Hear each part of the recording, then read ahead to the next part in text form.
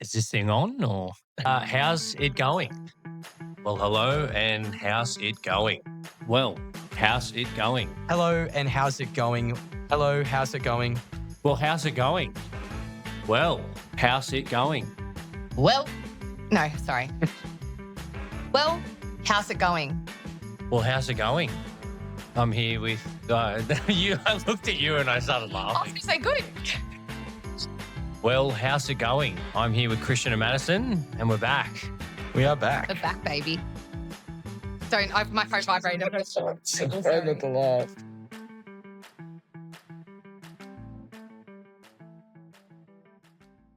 Well, how's it going? My name's Ben Spiteri. I am here with Madison Phipps, Christian Karamanich, and our very special guests this evening, Christian Saffioti. Thanks for having me. Pleasure No to be worries. here. Welcome, mate. It's you. going to get real confusing real quick with two Christians. Yeah, how are we going Yeah. to designate this? We're going to, I don't know. Do we just go? JK and CC. yeah, all right. Well, he's Go not with that. CC. I know, but it just makes it easy. It makes Rolls it off the easy. tongue. Yeah. Yeah. We can go with Kara and Saf. That's usually growing up our whole teenage years and adult years. It's always been Kara and Saf. No one ever gets called Christian around here. So. Yeah, that's right. Otherwise, it's just way too confusing. Yeah. Benny, would you like to tell us what Saf is doing here and why we've got him on the show? Oh, that's a great idea. I wish I had those notes in front of me. You freaked me up here. Sorry, space just like shut down. Yeah, I panicked then. Saf is a financial planner who specializes in retirement wealth planning. Yeah? That's correct. I hit the nail on the head exactly. there. Was that Yeah, good? yeah, Okay. spot on. All right, cool. Spot on. Yeah. So we thought we'd get Saf on the show to talk us through effectively what he does, retirement planning, and how to make your money work for you in terms of those sort of later years of your life, and hopefully link it back to property somehow. That was the plan anyway. But a lot of older listeners. Yeah, yeah. Oh, look, there's always going to be a link between the two. I think they go hand in hand, which we'll get into later. But Ask the boomers, mate. yeah, that's it. That's it. They Get rich without brick and mortar. I think they dominate both of our industries. We're hard. doing, especially in financial planning, most of my clients are that age group. So, yeah, they're Cool. the ones who this advice is relevant for, I guess. Yeah, a pretty lot of the time. So before we jump into that and unpack all of that, we do want to obviously introduce you a little bit better to the listeners, viewers, listeners, whatever, because we do both audio and video. Lots of viewers. Christian will remind them where to watch. I said I wasn't going to call you Christian as well. It You just gets did. stuck. You did. Yeah. And again, you hate when I plug, but now you tee me up for a plug. Yeah, I know. I don't understand what you want. I tease you. What do you want? Like, do you want me to plug it or do you not want me to plug it? We'll discuss that after. Oh, now I'm in trouble with my wife. What's going on? Anyway, so we've all known Saf for a number of Got the cameras. Do we need to pause and adjust the mic? Is it going to keep falling over? I think it's okay. I I want to hit it. tilt it back down. Yeah, God, but it's Tom all said happening. that's The no mic, good. the actual the stand. Yeah, So there you put go. it- Perfect. Yeah, that's a better idea. and then you can tighten the screw on the side and it'll. That actually scared me, I'll be honest. I'm going to put it down. I could see it coming, but I didn't catch They're it. going to be a bit high for you. You can put it back down a little bit. It's like you at touch footy. That better, Dom? Yeah, that looks Right. stable. Sorry about that. All right. He And if- literally and said if you're before we watching- were recording, he goes, I don't want the shit mic.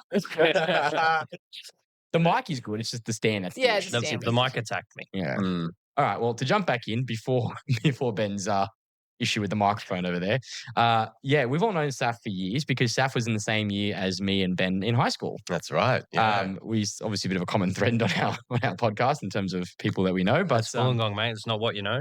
yeah. True. So we've all known Saf for years and years and years. So to start us off, we want to know a bit more about sort of your background in terms of where have you lived, where'd you grow up, a bit about you, your personal life, hobbies, all that kind of. yeah, sure. Like sure. when you have a class at uni and the first tutorial, the shooter's bit of like, show and tell. okay, guys, we're going to go around the room. Give me your full name, Oh, your date of I birth, hate when they your do tax that. file number, Yeah. and tell me 3 fun things you like about yourself. Yeah, we're going to do one of those. Yeah, thanks. We Okay. would Well, know about I don't that. know my tax file number off the top of my head, but I Disappointing. do have a few other things. I grew up in Unadera, so Dera boy, played soccer down there my whole life pretty much. Moved around. We're in Gwynville, Balgownie, a couple different suburbs around Wollongong. Gong boy. Gong boy through and through, exactly. I moved up to Sydney probably 2.5, 3 years ago now. We moved into Chasing the to dreams. Newtown and Glebe, chasing the dreams, exactly right. But very, very different places. I think for me, Wollongong is always going to be home. It feels like home, and I've got all family, friends, everyone down here, and And Ben. and Ben, yeah. He's getting into it early. I am. That's a real early shot. No, Ben pissed me off this morning, so I've got to make sure I give it back to him a little bit. Sorry, now. Carol. Yeah, it's okay. We're good. We're good. We still love each other. Yeah, so that's basically me. So played soccer with both of these boys, and I've only just recently kind of slowed it down a little bit. You're still playing in Sydney? Oh yeah, just park football though. So it's That's the best. it's chasing the dream That's all like we you play. guys. That's all we play, mate. It's the best. Yeah, it's all for glory and to Sunday League special, baby. yeah, pretend that you still got it, really, which we clearly don't. But absolutely do not. but no, it's good. It's good. So, but plans on kind of living there for the next couple of years and seeing how things go. But yeah, like I said, everyone's down here, so very familiar with the area and the people in it. Beautiful. So obviously, in terms of hobbies and what you do outside of work, soccer is a big one. I know that. It is correct. We all know that now. Yep. What else? I've kind of sat on the And couch drinking. the last. Drinking isn't a hobby. Okay. All right. Well, that was going to be my next one. Thanks for saying that. I've kind of sat on the couch the last kind of 2-3 days watching the Ashes. Nice. I don't mind a bit of cricket. That's a bit of a Weird for a good little white boy like you. Yeah. Well, yeah, good looking maybe, but they're definitely the second part. But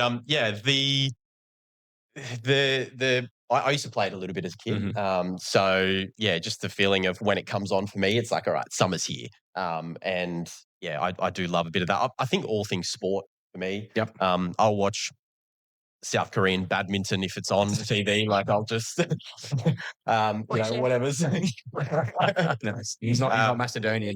I'm not to the butcher as much, man. So big sport fan. Do love food. I've become a bit of a foodie now, being in Sydney. Of course you will. So You sound like a wanker saying that. I know. As soon as it came out of my mouth, I went, yeah, okay, that's fair. But yeah, it's something that just kind of happens when you're up there, and there's so much to see and explore. So yeah, doing a bit of that, and hanging out by the beach. I guess. Beautiful. Lovely. Well, considering you're a foodie, this next one's going to be really easy for you then, I hope. We do a little, when we have guests on, we did it with us, the three of us as well. Favourite restaurant, favourite cocktail. Right. Okay. Are we talking Wollongong or Sydney? You can give a Wollongong and a Sydney. Okay. All right. Sydney. I'll give both. Local, preferably. Preferably. So Espresso. I don't mind Santino's. I feel like that's a pretty nice. common one amongst all of your guests, but Santino's is really nice. Love the accent with it. Yeah. Santino's. He's Italian, to be fair. Yes. And up in Sydney, it's Bistecca.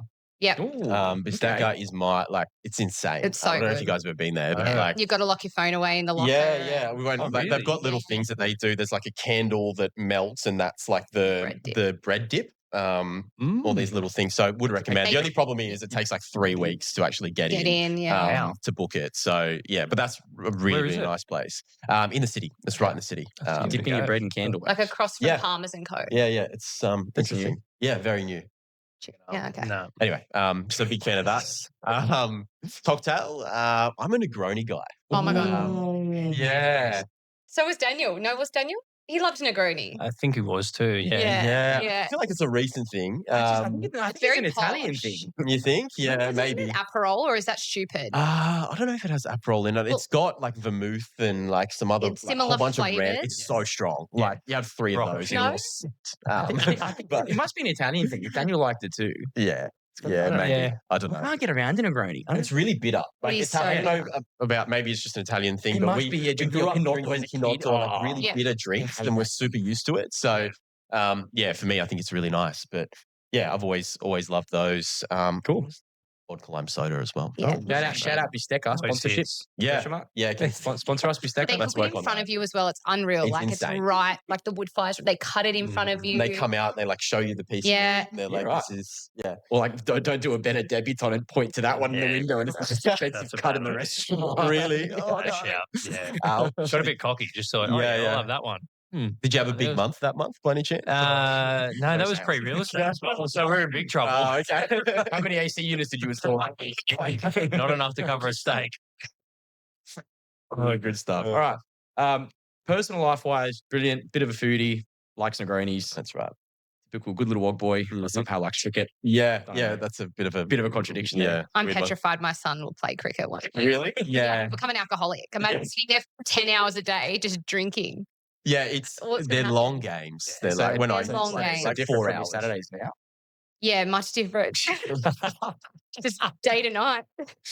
Day drinking instead of nighttime. Yeah, Perfect. which is more dangerous, I think. Yeah, So, day drinking is the best. Day You're drinking, in bed by 6 it's- o'clock. Oh, Yeah, you? Someone always date tries. properly then, mate. Well, No, the problem is I go into the night. So that's we're it. just I It's do just a bender. It's just Yeah. an earlier starting point. Yeah. Well, if you day drink hard enough, you're in bed by 6 o'clock. Do you ever drink hard enough? That is Saturday scaries or Sunday scaries. Like if you're in bed when it's Saturday yeah, like Saturday scary. if you're in bed by 6 p.m. on a Saturday because you're drunk, that's scary. Like you've just got to keep going till it's at least 10 o'clock.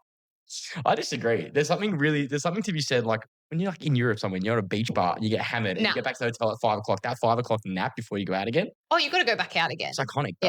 Yeah. Yeah. Anyway, sorry, we're here to talk about Sorry. you. So, in terms of your background, what got you to this point in your career, I want to talk a bit more about work, your background, but surrounding your career. So, Sure. obviously, went to school with us, Holy Spirit College, Bellambi, brilliant. That's right. Represent. Another shout out. Uh-huh. We love Live a by good the shout truth. out. Let's go. Sing the song. And then went into real estate. After high school, Christian Saf. Yeah. Saf, this is so we say So Christian. I we- can't yeah, do it. yeah. I'm trying to be more professional on a podcast. I can't do it. Saf went to uni with me, University of Wollongong, also with Madison's husband, Nick. None of us made any new friends at uni because we went to uni with all our high school friends. Yep. A bunch of drop Literally kids. made your effort. Zero friends. I Anyway, think Tara just did the assignments and everyone copied. something like that. Yes. Saf was bad because we didn't share as many subjects. Me and Okay. Saf. That's true. Because Saf did he did a Just you did a throwing double everyone degree. else under the bus. Yeah, I did economics and finance. Yeah. The double degree. But you so- also did the international studies. That's as right. well. That's Yeah, right, 'cause yeah. I did economics finance too, but you also did international studies. Correct. Yeah. So a little bit different. Wasn't my Mr. cup of tea. Worldwide. Definitely went the economics route for good reason, I think. You're not but, Mr. Worldwide at all? and No, all that, definitely you not. know? Definitely not. Cool. So obviously you went to uni. What's wrong, Dom? Cutting in. He doesn't have a mic. Always wants to be involved. You know what it is? I think he's jealous. Saf stole his mic. Normally, is it yours? Is it Dom's got the spare mic, Okay. but he's got nothing today. All right. We still haven't had a Dom appearance. Yeah, can we get some chime-ins? I reckon a couple Dom chime-ins throughout the Chirping's podcast great. We would do be love a them, but a he real doesn't. good addition to the podcast. He's got no mic at the moment. That's the Yeah. problem. I always refer to him. I'm always like, Dom, can you whack up this fact? I love it. He's our fact A checker. little Yeah, chat that's- GBT over that's- there. the So, man yeah. in the chair. To be fair, you can't bullshit. It won't get past us. We got Dom. He'll fact check you on everything. Yeah, good. Yeah, Even I'm if glad. it's an hour later, he'd be like, back to Well, that. sorry. He's Yeah, going to we're message gonna me circle tonight and be back. like, this is what you got wrong. This Yeah. is what you got wrong. The play-by-play at the end. Classic Dom. Anywho, UOW. Yes. Yeah, correct. Double degree in economics and finance and international studies. Yep. Obviously, one of them is being used a lot A lot more than the other. Oh, yeah. Straight out of uni, what happened? So obviously, you went to uni, graduated, happy days.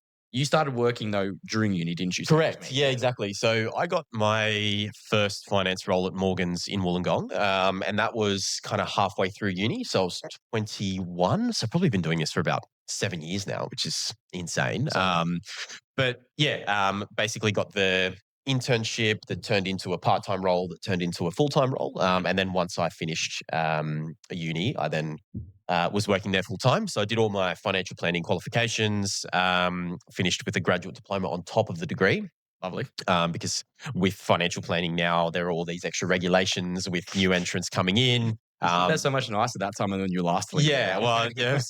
I've become a bit of a politician in my old age. So yeah, it's a very, very different market now for financial advisors coming in. We saw probably a third of the total market leave because of these new educational requirements. So it means that there's a lot. Hey, they'd It rather does. leave the industry than do a bit of extra. Exactly, yeah. It's good So for it's- you at least. It's great for us, exactly. Yeah. And this is what we say. There's a huge, huge portion of Australians that are now becoming unadvised, which means that we can go forth and kind of pick up the slack from those, Target for lack of a market better being- term, dinosaurs that have left the industry. So, yeah, it's... The Oh my god! No, they're just leaving the as industry. well. They're not dying. It happened. Yeah, true. Yeah, well, a bit of both. Yeah, a bit of both. You'd be surprised, actually. Yeah, Oh. so... So Morgan's for a little bit. And how long are you? That's right. So, Spoilers. He left Morgan's, then went back to Morgan's. correct. Staff does Yeah. still currently Oh, work you for le- Morgan's, but in Yeah, yeah, yeah. How long was the first stint at the Wollongong? So the first stint was about 4 years from go to woe, and then I basically got my qualifications and then moved up to Sydney. Mhm. So I actually got a job in corporate finance, which was not what I thought it was. I was there. Soul-sucking. That's right. Yeah, but I learned a lot, and from there, obviously, came back and I was there for about a year and a half, actually, a year and kind of 3 months, and then interviewed for a couple of different places in Sydney. And Morgan's in Sydney, the head office, basically said, "Look, we'd love you to come back," and I did. So look, the culture's really good there. It's a fantastic place to work, and I'm not just plugging it because it's a public thing. Like, I genuinely believe that. Want promotion tomorrow? Yeah, that's it. I've been I've this podcast though. To be fair, Yeah, there's nothing wrong with Who the plug. doesn't, right? And you Yeah. must like it because you went back. That's right. Yeah. Exactly. Morgan's great. Yeah. Morgan. who's Morgan? Who's Is involved in a lot. Morgan's Financial, Morgan Stanley, JP Morgan, whoever Morgan was. He loved finance. done well. But, Yeah, he's done well. Yeah. Morgan's everywhere. Shout out to Morgan. Shout out to Morgan. Yeah. But Morgan's mowing. it's so it's been Fuck, Ben might work there next week. Jim's just like gyms, any everywhere, franchises everywhere. Morgan's the same. Morgan's Financial Planning. Yeah. Jim's Financial Services. Yeah. Yes. It worked. There is a Jim's Financial Services, isn't there? I It's don't Jim's Surveying now as well. I've seen the surveying one. Yeah. If Jim's got Financial Services, we've got property. You've got a property podcast. Honestly, it didn't maybe really next sound week. like it. I didn't say she probably does the way. Get Jim on. Isn't he some like 90-year-old dude now? I don't know. No, he doesn't He's look at him still on the raking side of it the in. trucks. You know his face. That's Yeah. it. Yeah. Must have been when he was 40. God, that was off topic. That was Sorry. well off topic. We did pre-warn you, Saf. We No, did. fair, We got fair. with hand. I love it. Wouldn't have it any other way. So, But anyway, so that's your background. So That's right. you've been working in the industry now for about 7 years. You've got all your qualifications as a financial planner. yep, effectively. exactly right. And talk to us a bit about what you do in terms of what your specialty is and what you basically do for your clients. Yeah, exactly. Obviously, there's a whole different caliber of financial planners. It's a very broad-reaching term, right? Yes, exactly. So financial planners as a whole do everything. So they do tax planning, estate planning, retirement planning. Obviously, the investment stuff and the investment side is a big part of what I do. I'm one of the only financial planners in my office. They all do pretty much investment advice, which Weird is flex. a client comes to them. Yeah, a client comes to them and says, "Look, I've got X amount of money. I just want you to What do I manage do with my it?" investment portfolio." They've probably got property, so they want to diversify out of that. And they use stocks to do that. So my role is all of those things. I'm more so on the investment side.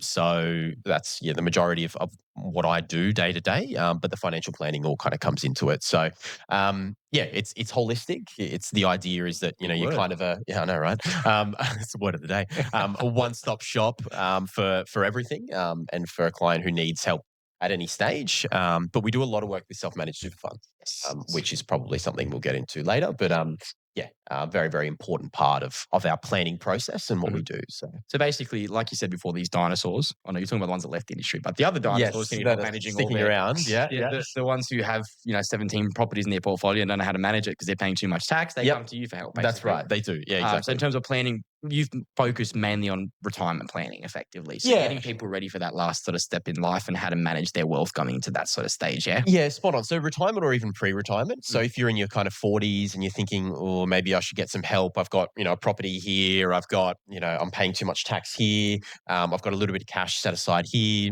I just need some help. I need someone to help me figure out. Yeah, I know. I know. Right? I'm having those problems I at the know. moment. It's really tough. Oh no, I make too much money. Steak's too juicy. Oh no. Oh no, stack up for dinner. Yeah. My beer's too cold. Yeah. So it's definitely that kind of 40 and above is predominantly my clients, but I do have some younger clients who are kind of accumulators and who are wanting to, build their portfolios and build their wealth over time. So Beautiful. One of the other questions I had for you, obviously, we're sort of speaking very vaguely. I kind of want to drill down into the sort of nitty gritty of what you do. So when you're presenting, I guess, advice to clients, obviously there are a whole range of factors you take into consideration. Do you want to walk us through some of those things? So what specifically is your sort of main area of focus that you deal with, and what factors sort of come into play when you're giving these people advice? Because obviously it's everyone's circumstance is so insanely different. Yeah. I'm sure there's a few pretty similar key points person to person that generally sort of dictate the level of advice that you give. Yeah. That's right. Yeah. So you're right. You're spot on. Everyone's going to be completely different. Like, as an example, age is obviously one of your biggest considerations. Right? Sure. Yep. Age, income level, expenditure is obviously a big one. If they're planning trips to the Bahamas every year, we've got to try and factor that in. So we do obviously a lot of planning around lifestyle. Essentially, it is, okay, I've got X amount of assets. I'm going to be earning Y. How do I get to this number in retirement so I can live comfortably. Okay, so it's more goal oriented. So people will give you, I want to have X amount of money, X amount of dollars Yep. available to me, whether it's in cash, assets, liquid, whatever it might be. I want to have this amount basically in my asset portfolio by the time I hit retirement age. Exactly right. Do they generally come to you with that figure, or do you sort of sit down and work out? And that's a conversation we have. Yeah. Some people have an idea, normally engineers or lawyers or people who are very detail orientated. I'm sure you guys deal with them in your field. Academic. Yeah, academics, true. Yeah. Anyone who went to uni, not us. Yeah. Everyone except us. They generally have a much better idea, but we kind of work it out and we, okay, well, roughly what do you think you'll spend? And then we go from there. Beautiful. Okay, cool. Obviously, you mentioned it before, and I think that's the way we're going to sort of tie this into being property related, because that's where obviously when a lot of people think about retirement, one of the biggest things and one of the most, it's gained so much traction. Every second person asks me about it these days now, even with my work, is SMSFs. Yes. Yeah. Self-managed super funds. Mm-hmm. So rather than an employer paying your super to some super company who's going to invest in moderately risk, very vanilla blue chip stocks and earn a 7% return over the next 13 years. SMSF basically is kind of like do-it-yourself, DIY. Exactly. Okay? Yeah, spot on. So to touch on the first point you made, that's a lot of work that we do around kind of helping people realize potentially if they're getting ripped off with their super funds. And a lot of people are. Same age, same income. Yeah, same super. Yeah, exactly. So you get... I couldn't help myself. I'm so sorry. Put me to bed. It's a good ad. It sticks. It is great, yeah. So you get a lot of people who don't really realize that they're paying sometimes up to 1% inside their super fund in fees. Wow. And that's something that's just, the way I see it is it's a set and forget, right? That's right. It's a number on a screen in a call center. And you don't really get much service from it, or any service rather. And it's often really hard to navigate. So you're getting charged through the nose. Yeah. Your investments aren't really doing that well. And, so. I guess it's something that young people really aren't taught about. They just think they set it up when they go for their first KFC job at 16, and they don't think about it until they're 70. Exactly right. Yeah. And most young kids, I remember when I started, part-time casual work as a teenager, I'm sure you guys are the same. They recommend a fund. They say, use this one. This is the one we all use. Just use that one. Yeah. And you just never really think twice about it. Yeah. Gyms. Gyms super. Gyms super. One size fits all. They work very closely with Jim's SMSFs as well. Yeah. Which has been blowing up lately. But so it's a very very interesting, like kind of opening people's eyes now, and I think a lot of people are wisening to that fact. Not necessarily saying that an SMSF is appropriate for everyone, right? There's a lot of limits and a lot of restrictions around having to open it. And if you have a balance less than a certain amount, we probably say 400,000 to 500,000 is kind of the minimum balance. Then it's probably going to be actually more expensive with an SMSF because you need to pay accounting fees and there are other fees. The difference is they're disclosed. So you see every year on your statement, this is how much I'm paying. Whereas there's a lot of hidden fees in an Australian super or a HESTA or whatever it may be. So, okay. Yeah. So in terms of SMSFs, do you want to talk us through the pros and the cons and how people can actually go about setting them up? I mean, look, spoiler alert, the reason I asked that question is because SAF can help you set them up. I can. Yeah. That's one of the services Morgan's offer. So you partner with accountants and accounting firms who actually have those qualifications to help people set up SMSF. Spot on. Yeah, exactly. Yes. So a financial planner is someone that can help you set that up. So if you're thinking about your retirement and wanting to set up an SMSF, give them a call. Thank you. There's the plug. There's the plug. We were getting to it. But talk us through the pros and cons. Because obviously, I think a lot of people obviously starting to talk about it now, and people are wising up, especially our generation, I find, people are wising up and thinking, shit, I need to start actively planning for this kind of crap. Yes. And obviously SMSF, so I found it's become a massive buzzword. People talk about it, but not a lot of people actually understand the ins and outs. Yeah. Okay. So obviously it's in the name, self-managed super fund. You are kind of the owner of your own destiny. There is so much. There is so much. We're all so impressed. The benchmark is so high. There's so much that you can invest in inside a self-managed super fund as opposed to a retail fund. So you're not just limited to stonks. Exactly. Yeah, you can buy direct property, which is obviously we'll get into later, but that's a very, very important reasoning for why a lot of people open it.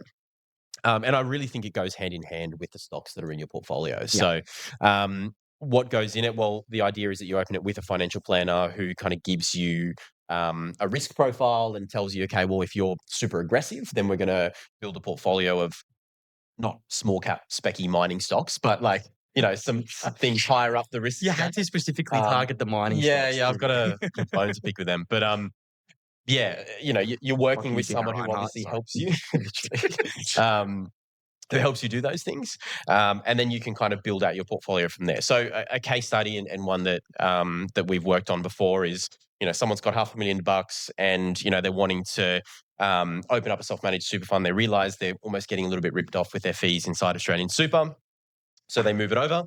They put probably 150 to 200 in stocks, and the rest they put towards a deposit on a property. Now, there are obviously a lot of restrictions around that property, what you can do with it, lending restrictions, again, which we'll get into later. I'm getting excited. But spoilers. Yeah.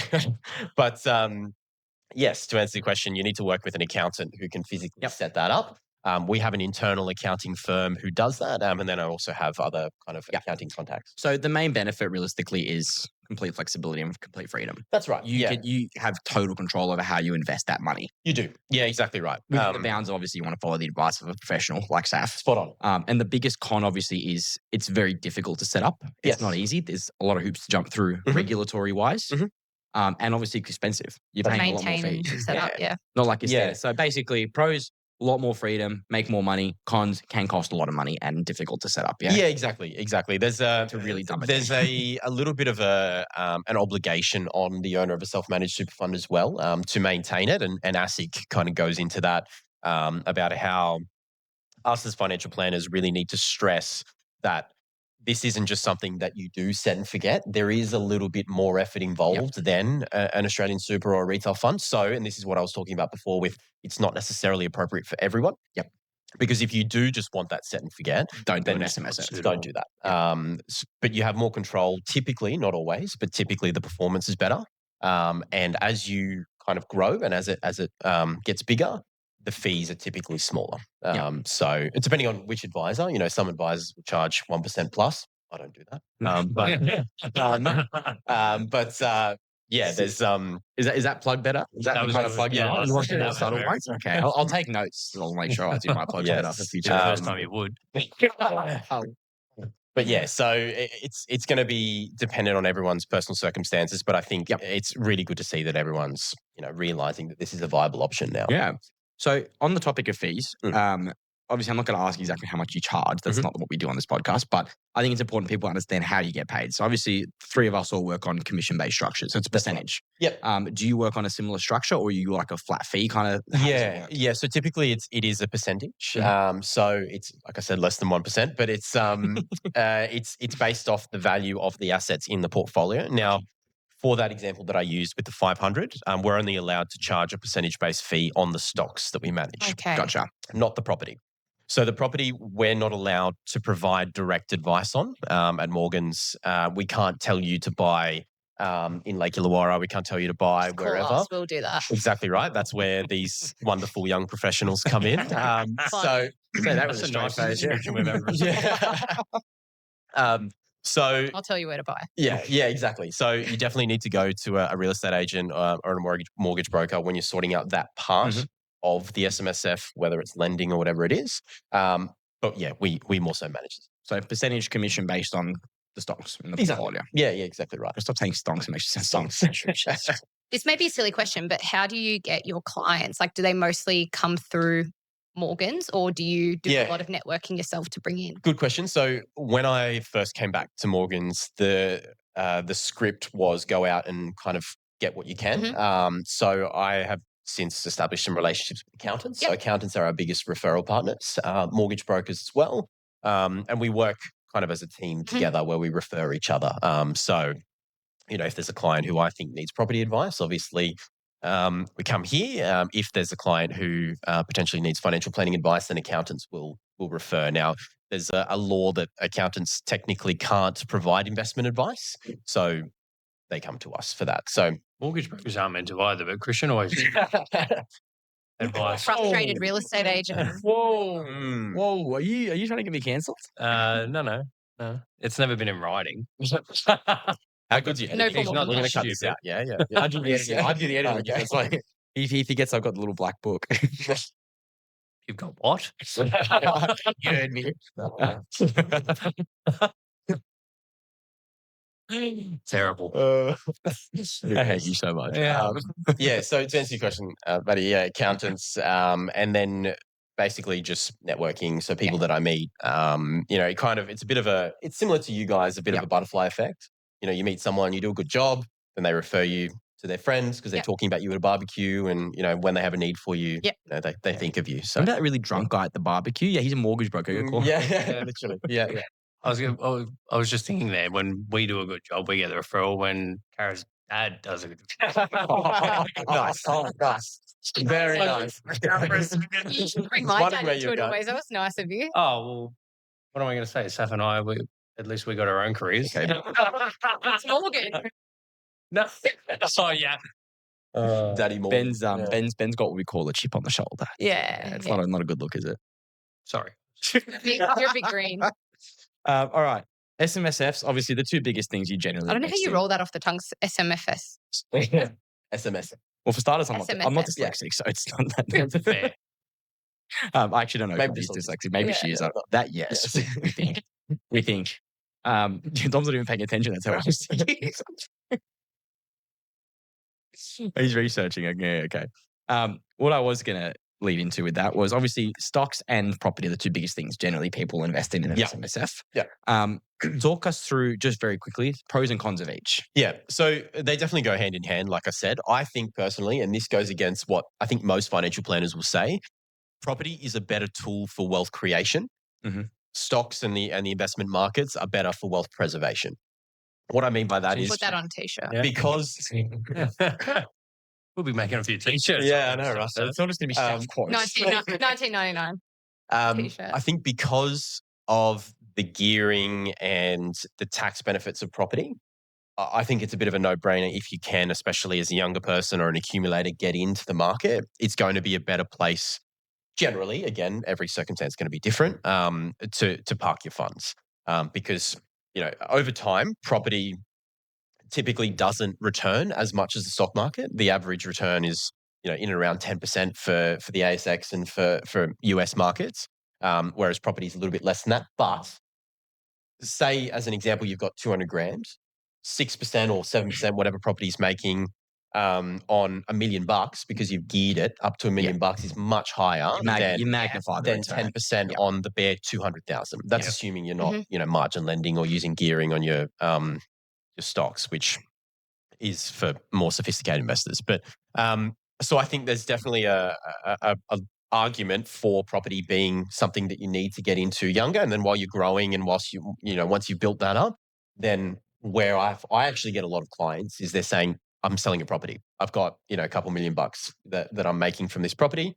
I've already got 3 or 4 other investment properties.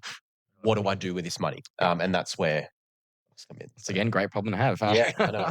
Yeah. Okay. So it depends what stage of life you're at, obviously, at the end of the day. But ultimately, there's a benefit to diversifying. Yeah, you never have too much of either. I think the older you get, the more prone to the stock market, because this is what I say is that a stock isn't going to call you at 3 a.m. to fix a broken toilet.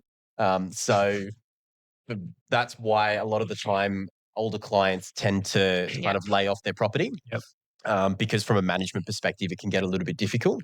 But the returns are over time better generally in property. So and the stock market as well can go up and down. You need to have a stomach for it. A lot of people don't.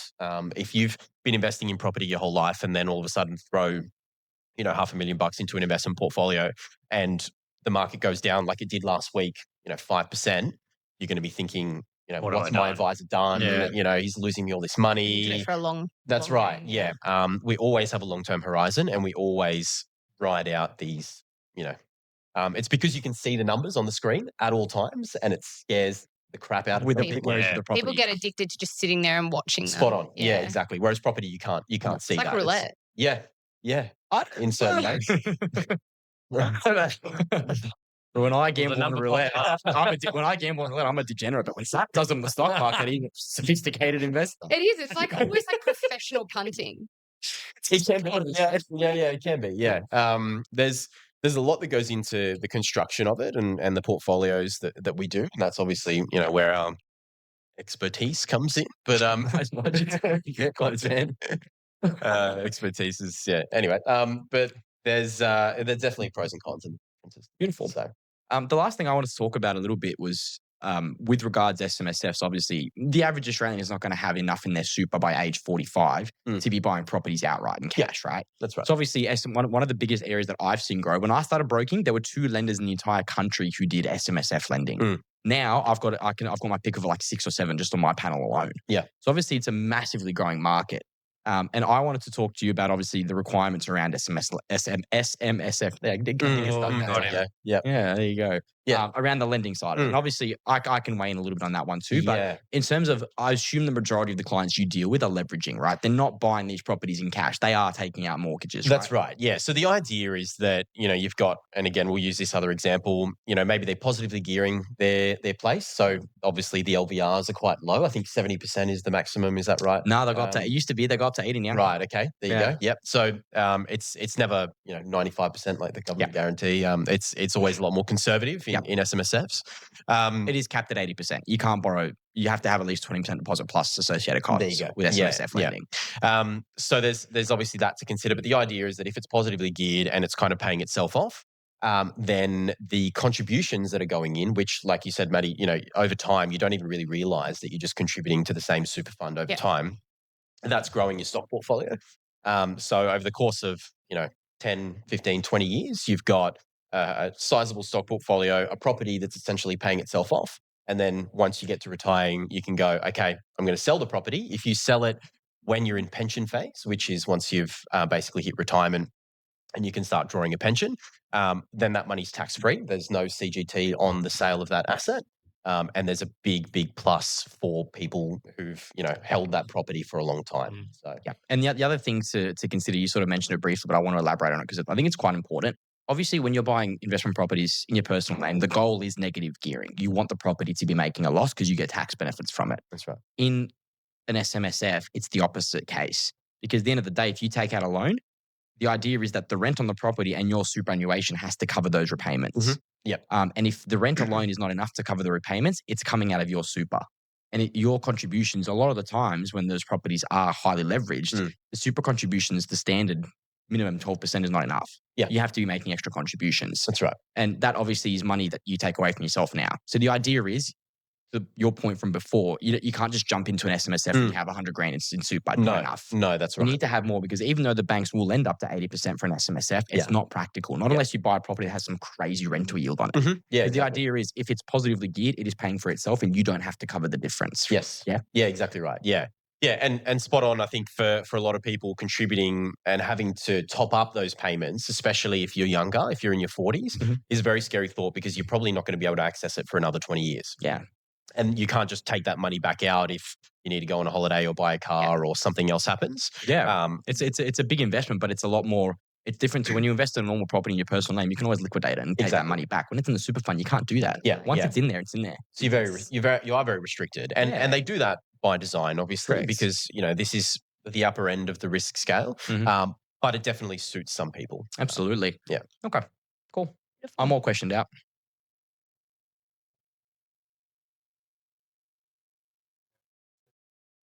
Okay.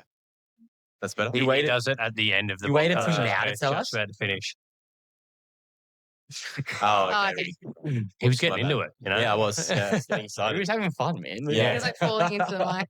Ben does. That was really, really interesting, to be honest, because I've noticed in only, 6 years now, that probably say 10, 20% of purchases are coming with SMSFs. Yeah. There's a lot more. It's such a growing market now. I'm dealing with it more and more now too. People are asking me about it constantly. Yeah. I don't do a lot of the lending side of it. Clients or? Well, yeah, my clients are generally younger. So dad's ones are the ones that are near the retirement end of the spectrum. Yeah. I find a lot of people buy apartments too, instead of, obviously because I've got a fair bit of commercial. Yeah, that too. Yeah, commercial is very popular. There's more restrictions on commercial lending than SMSF. Like from a lending point of view, it's a lot harder to get a loan for a commercial SMSF. Yeah, exactly right. And obviously it costs more. The interest rates are all high. There's a heap extra fees that are associated with it. So the lending side of it does get a bit. I don't know. could be wrong, you can't transfer it if you already own the property, can you? That's right. Yeah, you can't. correct. Yeah. So There's so many rules around it. It's Yeah. crazy. very, very strict. And then you can't do like capital improvements to the property out of your own Yeah. Correct. funds. Exactly. and- Can't live in it. Yep, that's right. Yeah. So it If has it's to be arm's commercial and length. you have a business, you can't operate your business out of it. That's right. Yep.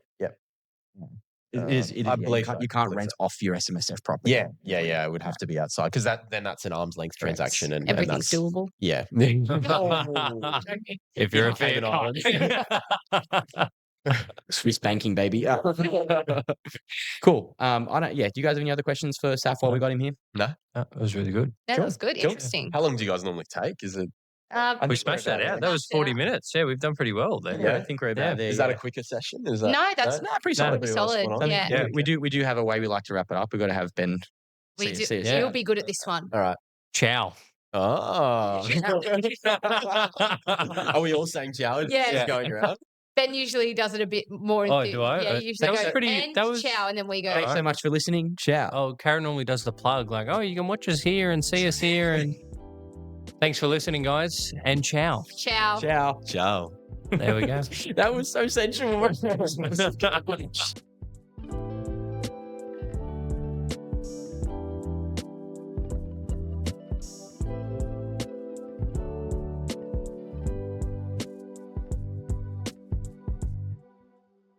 Everything presented in this podcast is for information and entertainment purposes only, and all advice is to be considered general in nature. It does not take into account your personal circumstances and financial objectives.